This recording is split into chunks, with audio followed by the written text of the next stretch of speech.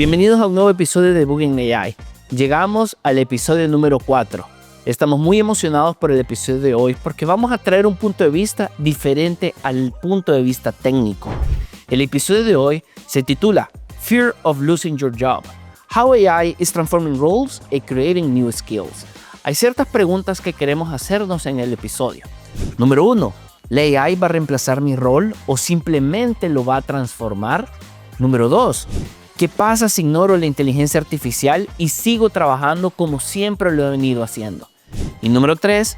¿Qué habilidades necesito desarrollar hoy para seguir siendo relevante en mañana? Es importantísimo el episodio de hoy porque no va a ser un episodio técnico o con ciertos tecnicismos o temas que muchas veces se vuelven complicados de poder digerir, sino que este es el episodio para todo público. Es un episodio orientado a poder entender cómo la AI realmente transforma nuestros entornos laborales, nuestras responsabilidades y cómo podemos sumarnos a esta gran ola y ser parte de ella. Así que no olviden de suscribirse, seguirnos en nuestras redes y sean todos bienvenidos al episodio número 4 de Debugging AI.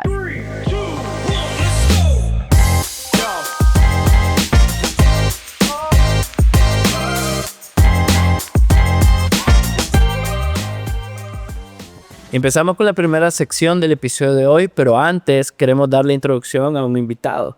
Manny, bienvenido al episodio 4 de Debugging AI. Gracias por tenerme en el episodio, Blas y Adrián. Mucho gusto a todos. Manny, contame un poco quién sos tú. ¿Quién sos tú dentro del Lanning? Yo soy el gerente comercial de Lanning. Soy el responsable de todas las ventas. Trabajo de la mano con Adrián, con los equipos técnicos. Y estoy bien expuesto día a día a toda la automatización de IA que se viene, o la ola de IA que se ha llevado a cabo. Y bueno, Blas, bienvenido. Otro episodio de Blas, uno más. Solo quiero hacer ahí un paréntesis donde no hemos invitado a Manny para vender absolutamente nada. Así que no va a haber nada de venta, ni comercial, ni nada. Igual si quiere comprarnos algo está el website. Pero más queremos un punto de vista no técnico, claro, para poder conocer más sobre los temas que vamos a hablar el día de hoy. En la sección 1 vamos a hablar sobre qué trabajos están en riesgo y cuáles no.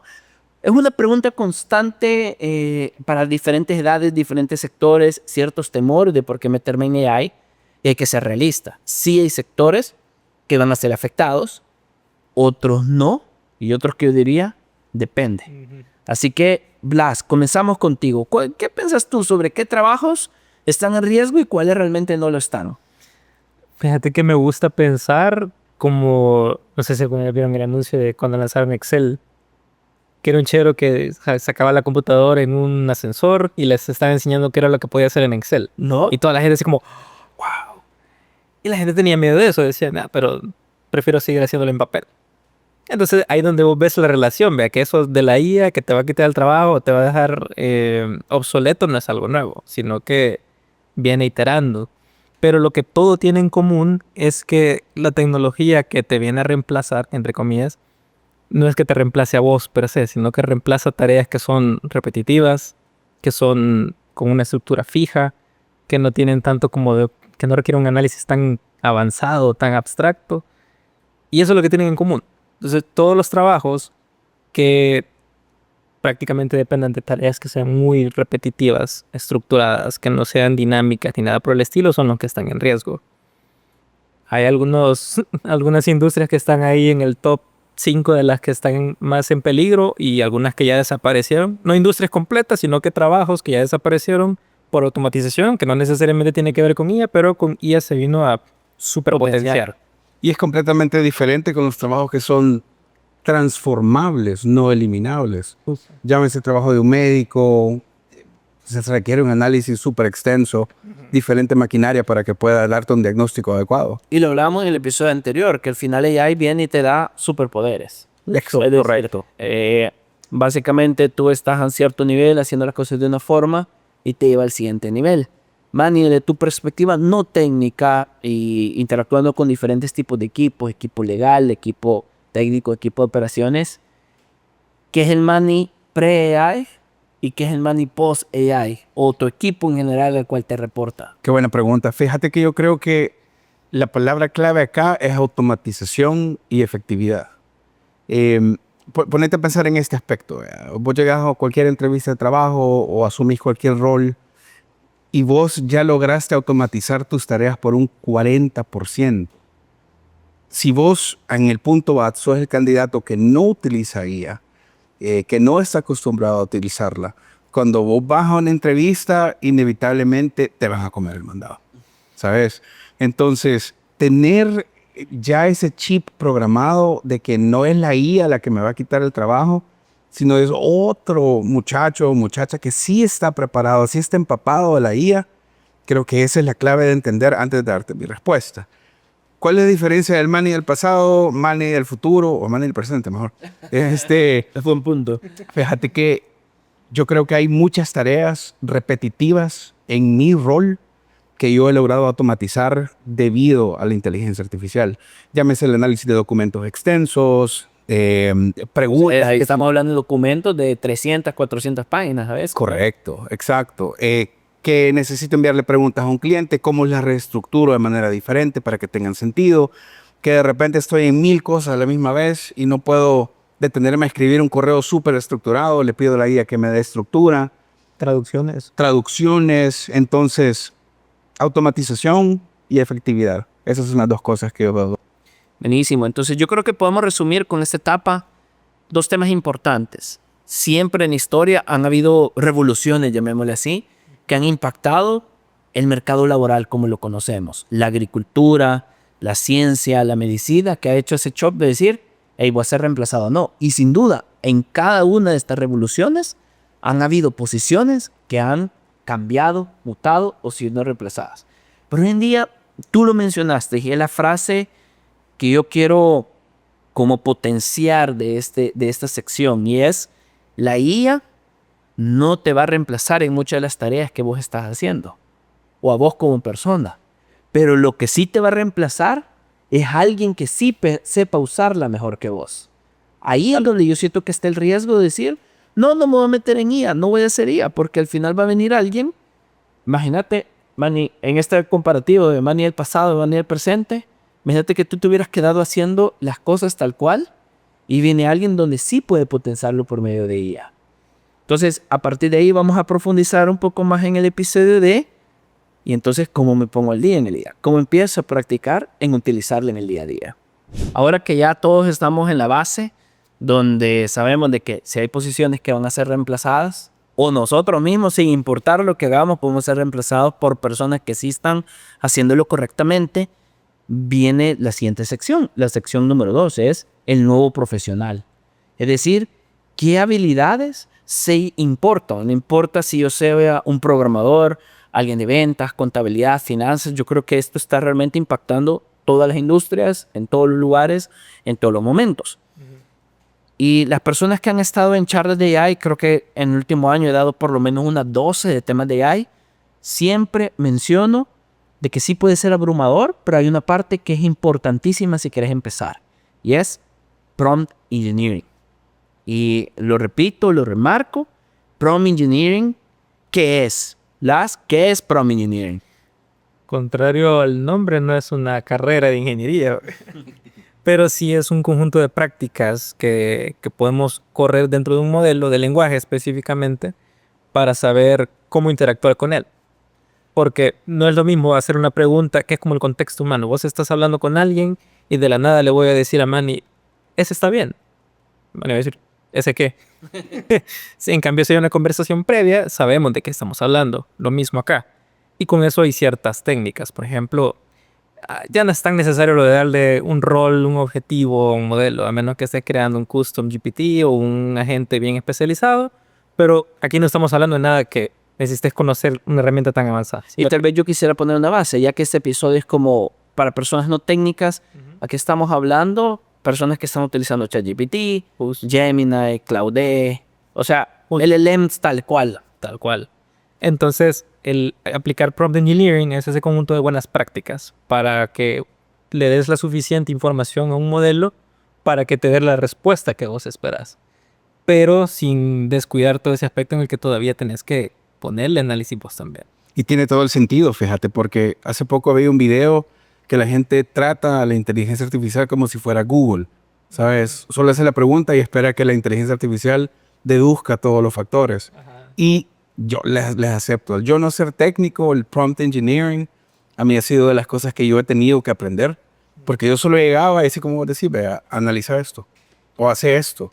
Y me daba cosas o alucinaba de maneras que yo hasta pensé, tal vez no sirve tanto. Y ese es el punto. Y eso es lo que nos topamos. Dice, no, es que no funciona. O por ejemplo, a mí lo que me estresa es que de repente me pasan algo creado con AI y vos decís, pucha, huele a AI. O sea, esto huele a ChatGPT. Y se huele a ChatGPT, de repente ves gente que quiere ser influencer en el LinkedIn poniendo posts todos los días.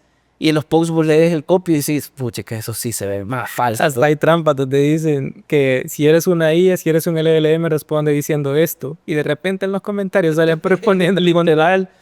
Entonces, mi migaja en este tema de prompt engineering es cuando vos decís, mira, ayúdame a redactar este correo, ayúdame a redactar esto, pero este es el tono en que lo necesito, esta es la forma en cómo lo necesito, etcétera. A mí me encanta mi entrenamiento de ChatGPT porque cuando yo le escribo algo le digo, mira, este copy necesito que le ponga hype, como vos sabes que yo redacto. Y es como que paso tanto creando copies ahí que literalmente sabe cuál es ese modo en cómo me gusta que las cosas se redacten. Pero eso ha sido a partir de mostrar cuál es el tono, cuál es la longitud, cómo quitar las cosas excesivas. Entonces creo que esta comunicación con las máquinas al final es cómo ellas logran entender la manera en cómo yo busco, dándole el contexto que tú mencionaste. Y termina siendo así como una habilidad blanda, es importante en el ambiente laboral. Ahora, prompt engineering es otra habilidad que tenés que tener. Y no nos compliquemos. A todos los que están viendo, escuchando este episodio, vayan a Google o vayan a un LLM y pongan cómo puedo aprender prompt engineering. Así de sencillo y se van a dar cuenta que hay muchos cursos o tips súper básicos en los cuales ustedes pueden interactuar mejor con una AI. Ahora bien, pasemos a un punto que es interesantísimo. La capacidad de combinar AI con el conocimiento propio. Y aquí, Manny, tenemos varios ejemplos en los cuales hemos vivido esto en cómo combinamos AI con conocimiento propio. ¿Qué significa? Mira, yo lo veo como inteligencia aumentada. Te pongo mi ejemplo. Yo manejo licitaciones a veces súper grandes de 300, 400 páginas. Una cosa está que yo solo alimente al modelo con el documento, me siente y espere 20 segundos a que me diga, hace tal. Y yo siga ciegamente esa instrucción, pero cuando yo utilizo inteligencia aumentada, yo me dedico primero a leer el documento. Haces tu tarea. Hago mi tarea, entiendo qué es lo que el cliente quiere, sé cómo vamos a abordar de la lógica comercial y eso me ayuda a tener como herramienta letal la inteligencia artificial. Porque tengo un experto que me está ayudando, pero yo no dejo de lado todo mi conocimiento comercial. Eso nos ayuda internamente a nosotros, mejores propuestas, tiempos de respuesta más rápido y que le podamos pegar justo al clavo de qué es lo que el cliente quiere cumplir. Como te digo, y el prompt engineering tiene mucho que ver con esto. Puedo solo decirle, analizar este documento de 400 páginas. Pero si yo no lo he leído, yo no sé si me está hablando de Disneyland, de último. Es que mira, si te pones a pensar y si unís los puntos. El prompt engineering es la manera más eficiente en cómo vos te puedes comunicar con una máquina, con la AI. Ahora, si hablamos de que para hacer un buen prompt engineering tenés que generar contexto y para vos solicitar algo tenés que entenderlo. Justo. Entonces hace totalmente sentido de que si vos vas a buscar en un documento de 200, 300 páginas y solamente preguntar, mira, y ve qué haces, viene el tema de alucinar. Pero si vos entendés qué estás preguntando, qué estás haciendo, se vuelve una cadenita donde volvés más eficiente el resultado que vos obtenés y ahí vas encaminado a eso. Blas, yo te quise hacer una pregunta acá y es esta parte que a veces leía como alucina. Y justo lo mencionaba Manny, de que a veces tú haces una pregunta y si vos no tenés tu conocimiento propio, copias y pegas y mandas algo que no hace ningún sentido. ¿Por qué la AI puede alucinar? ¿Por qué? Y unamos los puntos, el hacer tu tarea, el prompt engineering. ¿Por qué a veces las personas pueden percibir que la AI o los LLM no son eficientes con lo que preguntas? Son varias cosas. Uno es la expectativa que tienen de lo que se imaginan que es un modelo de lenguaje y lo otro es lo que son en realidad. Técnicamente hablando, son predictores de palabras. Estoy sobresimplificando. Sorry a los ingenieros que sí hacen modelos. Es una sobresimplificación. Pero lo que hacen, de hecho la T en GPT significa transformer. que es todo un conjunto de algoritmos que se enfocan como en que le ponen atención a ciertas palabras. Entonces, lo que tienen estos modelos es que tienen un gran mapa de palabras, frases, que son los tokens, y son, imagínense ustedes que es como un gran mapa, un mapa mundi. Y cuando te hablan de casinos, por ejemplo, sabes que están en Las Vegas. Olas para surf, probablemente en El Salvador. Entonces, sabes a dónde ir a buscar esos lugares. Eso es un modelo, ir a buscar dónde está lo más similar. Pero no va a buscar todo un conjunto de palabras, sino que va a ponerle atención a alguna que tenga más peso y lo va a ir a buscar en esos mapas y luego te hace toda una síntesis, en donde va calculando la probabilidad de las siguientes palabras. Ahora, en términos simples, son grandes buscadores de similitud de palabras y no se concentran en todo, se concentran en palabras específicas. Entonces, cuando vos unís este uso sin ponerle atención a esos aspectos, vos le das todo un documento y no le decís en qué enfocarse. O no le decís exactamente qué relación con qué otros datos querés que busque, sino que es como lo que decías, Manny. Analízame ese documento de 400 páginas. ¿Pero qué querés que saque de ese documento? ¿Qué información querés en la que me enfoque? ¿Qué páginas o qué contexto? ¿Qué información querés que relacione con algo de internet? Por eso es que no suelen tener las respuestas que esperan. Mira, y es bien interesante porque tal vez para redactar un correo o algo así puedes poner un prompt más sencillo, pero junto con Manny en temas que no son técnicos, sino más como el día a día, finanzas, ventas, etcétera. Muchas veces me he tomado el tiempo de, hasta 10 minutos en armar bien estructurado qué es lo que quiero. O sea, como ese prompt inicial bajo el cual vos vas a hacer sus preguntas, eso es súper clave. Pero bueno, temas importantes para cerrar esta sección número 2. La primera, no alcanza con conocer solamente la teoría, sino realmente hay que saber cómo preguntar al AI. Y como todas las habilidades en esta vida, la práctica es el maestro y no tener miedo en poder experimentar. Y segundo, el prompt engineering es como la alfabetización digital y todos deberíamos de llegar a dominarla. Vamos a la siguiente sección del episodio de hoy y es una sección también importante para poner atención en la manera en cómo nosotros interactuamos. Creo que esta sección pudiera ser un episodio completo, pero enfoquémonos en cómo lo podemos resaltar. Hemos hablado sobre el reemplazo de algunas posiciones, la importancia del tema de AI, hemos hablado sobre prompt engineering y cómo deberíamos de adecuarnos en ello. Me encantó la parte que hablamos sobre cómo la AI más el conocimiento nuestro se combina para realmente generar un resultado. Pero ahora viene una pregunta. ¿Será que la AI nos está haciendo más tontos? ¿O nos puede llegar a ser más tontos la AI? Blas, ¿qué pensás de esto? Justo hace unas semanas, no tengo la fecha exacta, pero el MIT sacó un estudio de lo que hicieron fueron comparar 3 grupos. El primer grupo usó ChatGPT para hacer, creo que eran como evaluaciones estilo SAT, que son de las escuelas. Otros fueron con Google y otros fueron tradicionales. Y les pusieron un electroencefalograma a todos. Y los que usaron ChatGPT tenían una menor actividad cerebral. Tenían menor atención y como que empezaron a estar en piloto automático, a hacer texto sin alma, decía el estudio. O sea, como tomando un shortcut directamente. O sea, como que, ya me lo digo, aquí está. Y es ahí murió. Mientras que los que estaban haciendo lectura más detallada, haciendo research tal vez un poco manual, sí tenían una actividad cerebral más activa. Y por eso tenían más atención y cuando llegó el momento de evaluarlos, a pesar de que salieron con puntajes similares, quienes lo mantuvieron más en el tiempo fueron las personas que no usaron ChatGPT. Así que te quita un poco de... No es que te mate neuronas, pero el cerebro es, como lo que hablábamos hace un rato, que es un detector de patrones y si ve que un patrón lo puede automatizar en su... O tomar atajos. Tomar atajos, lo va a hacer, porque es su trabajo, eliminar lo que no le sirve. Entonces, si obtienes los mismos resultados en el corto plazo, no te va a tener la atención que tendrías leyendo un libro físico, por ejemplo. ¿Te has sentido en piloto automático, Manny? Te mentiría si te dijera que no, Flar. Y ahorita que escucho a Blas hablando del estudio, yo creo que el cerebro es como un músculo, ¿sabes? Hay que ejercitarlo. Creo que automáticamente estamos programados para buscar ese tipo de shortcuts. Sí.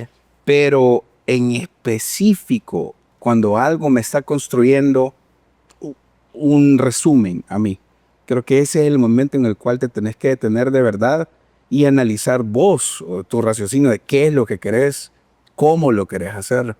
Si no, al final del día, te volvés esclavo de la guía. Te volvés esclavo y yo quiero hablar de mi ejemplo. Yo siempre me he considerado un usuario senior, llamémoslo así, que entiendo el prompt engineering, he puesto detalle, pero algo curioso que me pasó hace 2 semanas, donde aún considerándome que tengo una alta experiencia usándolo y input, output, etcétera, todo eso, de repente empecé a sentir que estaba en modo automático. O sea, como que se apagó el modo de razonamiento y mira, poneme lo que querás, lo copias y como empecé a ver como fricción en mí en cómo cuestionarla como eventualmente. Y ahí fue donde me metí como más profundo a investigar por qué sucedía esto. Me topé con ese mismo artículo que vos mencionabas, algunos otros videos, y justo mencionaba de que el cerebro busca patrones para poder acelerar la toma de decisión. Es decir, ¿por qué esto es negro? O sea, ¿cómo aprendes vos de pequeño que esto es azul, es rojo o que esta es una manzana o una pera? Un tema visual y cada vez que vos lo ves, empieza ahí.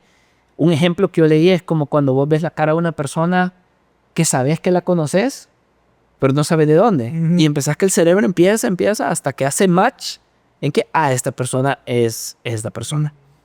Entonces, sobre este punto es bien importante en no caer, por más pro que nos sentamos o más Conveniente que sea. conveniente o principiante en este tema de AI, siempre estemos como alerta en no apagarnos, es decir, y la sección anterior, por eso era el preámbulo a esta, es, sí, la IA puede agregar valor, pero también agrego yo mucho valor cuando trabajo junto con ella con mi conocimiento. Pero cuando nuestro cerebro, por la manera en cómo funciona, se apaga y quiere manejar automático, vamos a caer en este ciclo donde vamos a tener poca eficiencia, no resultado correcto, etc. Resultados bien genéricos. Ahora, la pregunta, ¿qué consideran ustedes que podemos hacer para ser eficientes en IA, pero no caer en la trampa de nuestro cerebro de, ¿sabes? Como un hámster corriendo infinitamente. Fíjate que yo creo que es cuestión de hábitos. Algo en lo personal que me funciona a mí es cuando yo recibo cierta información, me obligo a cierta manera a sentarme, a pensarlo, ver cuál es el approach que yo quiero tomar y solo ocupo la inteligencia artificial para corroborar mi approach. Y yo usualmente en mi prompt engineering, que aprendí gracias a vos, yo tendo a cuestionar bastante, ¿verdad? No solo me aceptes lo que te estoy diciendo, haceme preguntas, pregúntame cómo pudiera mejorar esto. Y eso me obliga y lo utilizo al final del día como herramienta para ayudarme a seguir pensando todavía más. Yo quiero hacer un preámbulo antes de vos, que se me olvidó mencionar anteriormente. Creo que estamos viviendo un ecosistema de todo, no solamente tech en general, de micromomentos. La dopamina, que estamos volviendo adictos, donde apagamos nuestro cerebro, redes sociales. Si te fijas, porque todo es micro, porque perdemos la atención rápido, los chats, etc. Entonces, si combinamos esto más esto que estamos hablando, es bien fácil adormecerse. Sí, total. Retomando lo que decía de que el cerebro es un músculo, yo lo veo de esa manera, donde hay cosas en las que sí necesitas usar IA para ser más eficiente. Por supuesto, hay cosas que tenés que tener más rápido, que claro. O sea, si algo te tomaba 9 horas, ahora te va a tomar 40 minutos o menos. Pero ejercitar tu cerebro de otras maneras también, porque no todo es trabajo tampoco. Exacto. Entonces hay cosas como incluso juegos de pensar, lo que hablábamos offline, de que si bien se lo pueden mandar una captura de ChatGPT, ¿cómo lo resuelvo? Te lo va a resolver, pero pénsalo vos. Quebrate el cerebro hasta que responderse el nivel o lo que sea que estés jugando, o lee libros físicos para mantener el hámster ahí moviéndose, para que no se te acostumbre, porque justamente lo que decís, la dopamina y basta. Entonces, para cerrar esta sección, tenemos que entender el potencial y el poder de utilizar AI en nuestra vida cotidiana, pero también no tenemos que perder esa parte humana, esa parte realmente de estar conscientes de lo que estamos haciendo y cómo lo estamos haciendo. Porque sin importar lo pro que nos sintamos usando AI, podemos llegar al punto que nuestro cerebro diga, no amigo, acelerar, atajos, etc. Quiero finalizar con lo que menciona Blas. Pueden buscar con un LLM, pueden hacer, o en Google, hacer preguntas. Y hay muchos juegos bien interesantes en su teléfono, Brain Quiz Test Games, que con 5 minutos, 10 minutos al día que ustedes utilicen, les va a ayudar a tener su cerebro en movimiento Y eso va a hacer que el uso de AI sea todavía mucho más eficiente en el día a día. Pasamos a la última sección del episodio de hoy y es cómo liderar la transformación dentro de tu equipo o tu empresa. Al final creo que de nada sirve que una sola persona esté tratando de empujar con el tema de AI, sino toda la organización debe de hacerlo.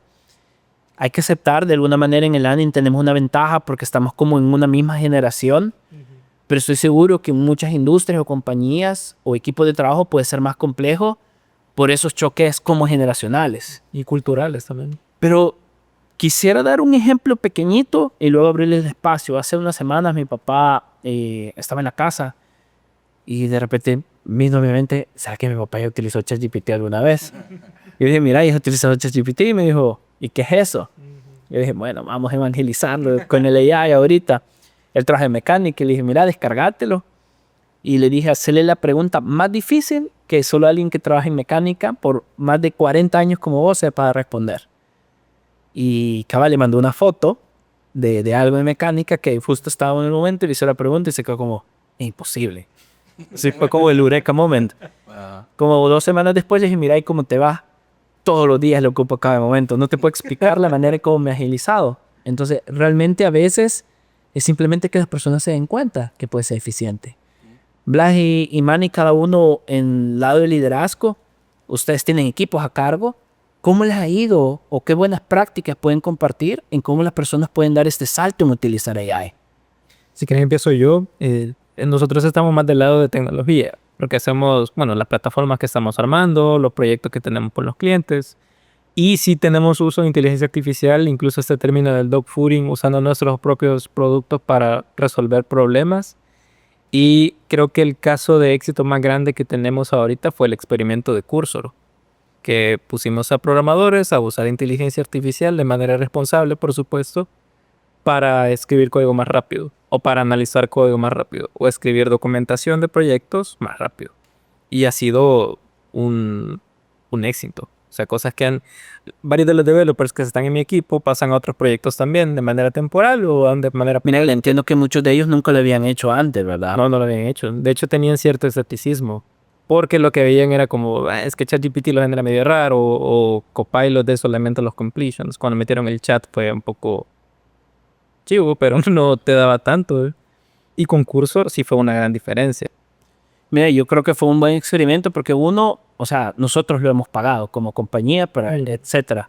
Luego entiendo que tenés como checkpoints para ver cuál es el feeling, qué se sienten, comentarios, dudas. Justo, sí, no es solamente como que sí, Cursor está bien chivo, sino que tenemos mediciones de cosas, de aspectos y métricas que son cuantitativas para saber la reducción de tiempos, cantidad de tickets completos, tiempo por tareas que son similares. Hay cierto análisis que tenemos que hacer todavía para ver, porque no es lo mismo todas las tareas, por supuesto, o sea, hay tareas diferentes, pero sí es un impacto bastante grande. Y también el aspecto cualitativo, cómo sienten que les ha resuelto los problemas, si han sentido que los ha atrasado, si han sentido que de repente alucina demasiado y no te da mucho, y si ha habido cierta resistencia también, porque listo, tenemos el experimento, tienen su suscripción, pueden involucrarse si quieren, pero de repente puede ser que si digamos la mayoría siente que le ha ido súper bien, pero hay una persona que dice no me funciona, veamos cómo te ayudamos, porque entonces significa que hay algo que tenemos que cambiar.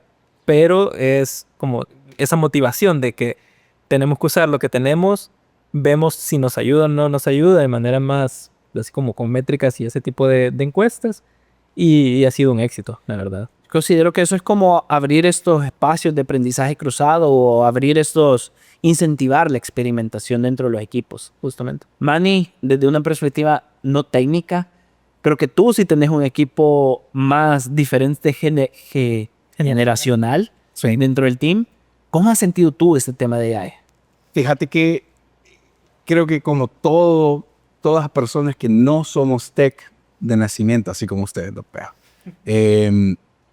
siempre hay cierta resistencia de decir, no, mejor lo hago yo a la antigua, o mejor hago yo esto como mejor sé hacerlo, o en lenguaje de vendedor, como me dice la intuición. Pero al incorporar la IA a todos los procesos, al saber que dentro del Learning existe esa cultura de inteligencia artificial, Eso nos expone bastante a diferentes equipos. Uno, al equipo de Blas. Si bien yo no trabajo con los developers, yo tengo contacto directo con vos todo el tiempo y vos con mi equipo. Y recibir consejos de gente senior a nosotros, que somos los usuarios, ponerle juniors en el lado de ventas técnico, nos sirve un montón porque entendemos mejor qué le podemos pedir y cuál es el valor real que tenemos. Del lado como líder, yo creo que no se trata solo de medir cuántos prompts mi equipo hace en un mes, un ejemplo, sino que medir en realidad qué tan eficientes estamos siendo, cómo estamos reduciendo los tiempos para presentar, cómo eliminamos tareas repetitivas, hasta cómo respondemos un correo, ¿sabes? Entonces, si bien al principio, y me incluyo en eso, yo vi la IA, yo dije, no, ¿qué va a saber la IA de un proceso de ventas? Pero ahora yo me asombro porque yo digo, no, o sea, este es un knowledge check que yo puedo hacer con mi equipo. A nivel grupal, todos on board del barco de IA, así que súper felices. Yo creo que la experiencia, como mencioné el ejemplo de mi papá, viene a partir de sentir ese dulcito, decir, hey, esto puede ser de esta manera, y ahí empieza a generar un ciclo. Bueno, pasamos a la parte final del episodio de hoy. Chicos, comentarios finales para todos los usuarios no tech, que este es el episodio menos tech que vamos a tener posiblemente. Yo tenía uno tech en mente, de hecho. Y es porque, o sea, para que no me malinterpreten con lo del experimento de Cursor, te ayuda a escribir código, pero tenés que ser bueno también para saber si el código es bueno. Un espagueti. Para no hacer un espagueti, o sea, tenés que conocer los fundamentos del lenguaje que estás usando, de las tecnologías. Así que sí te ayuda, pero ponele coco también. Sí, yo creo que del lado no tech, ¿a qué cámara veo para causar más efecto dramático? Allá. Aquí. Creo que del lado no tech, algo súper importante es saber que no es una inteligencia artificial la que te va a reemplazar, y con eso me quedo yo de este capítulo, sino que es alguien que puede sacarle todo el provecho a la inteligencia artificial. Así que creo que mi lección aprendida es estudiar más, ponerle más atención a cómo utilizo la IA e informarme con ustedes. Y no apagar el cerebro. Y no apagar el cerebro, correcto. Bueno, yo para finalizar mi comentario, yo tuve una crisis que le mando al equipo. Ojalá la IA ya me reemplazara. Ojalá, amigos, la IA no reemplazara ya y estuviéramos con la película de Wall-E, ¿sabes? Que ya estamos ahí solo comiendo y robots haciendo todo.